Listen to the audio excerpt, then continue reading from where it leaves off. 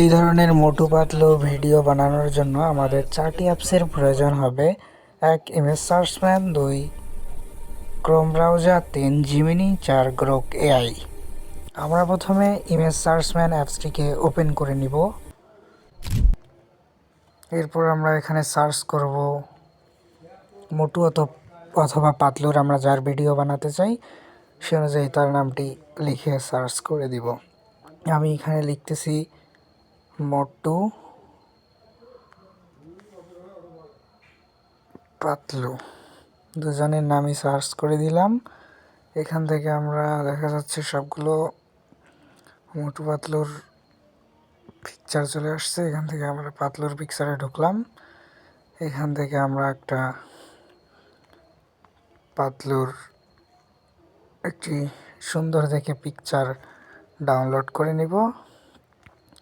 তার জন্য আমি এই পিকচারটি সিলেক্ট করলাম এবং এটাই ডাউনলোড করলাম। এরপর আমরা চলে যাব জিমিনি অ্যাপসে। আমরা এখানে ক্রিয়েট ইমেজের উপর ক্লিক করে এখান থেকে প্লাস আইকনে ক্লিক করে গ্যালারি সিলেক্ট করে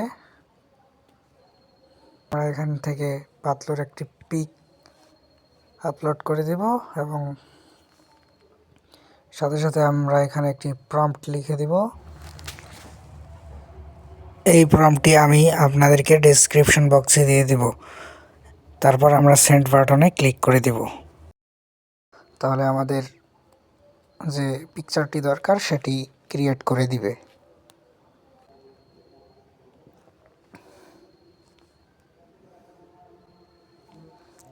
এই দেখেন আমাদের পিকচারটি দিয়ে দিয়েছে। আমরা এখান থেকে সেভ বাটনে ক্লিক করে ডাউনলোড করে নেব। তাহলে আমাদের পিকচারটি ডাউনলোড হয়ে যাবে গ্যালারিতে। এরপর আমরা এই পিকচারটি থেকে ভিডিও তৈরি করব। তার জন্য আমরা চলে যাব গ্রোক এআই এ।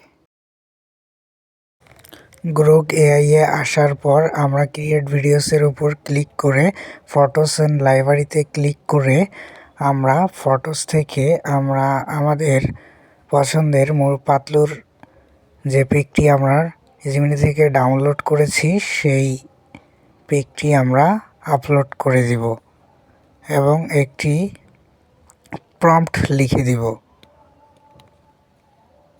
তাহলে আমাদেরকে সুন্দর একটি ভিডিও বানিয়ে দেবে।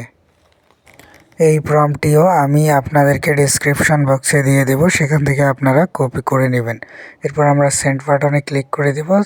তাহলে একটু পর আমাদেরকে সুন্দর একটি ভিডিও বানিয়ে দিবে। দেখুন আমাদের ভিডিওটি তৈরি হওয়া শুরু হয়ে গেছে। ভিডিওটি তৈরি হওয়া পর্যন্ত আমরা কিছুক্ষণ ওয়েট করে নিব, তাহলেই দেখতে পারবো সুন্দর একটি ভিডিও তৈরি করে দিয়েছে। এই যে দেখেন আমাদেরকে কত সুন্দর একটি ভিডিও জেনারেট করে দিয়েছে, পুরাই অস্থির।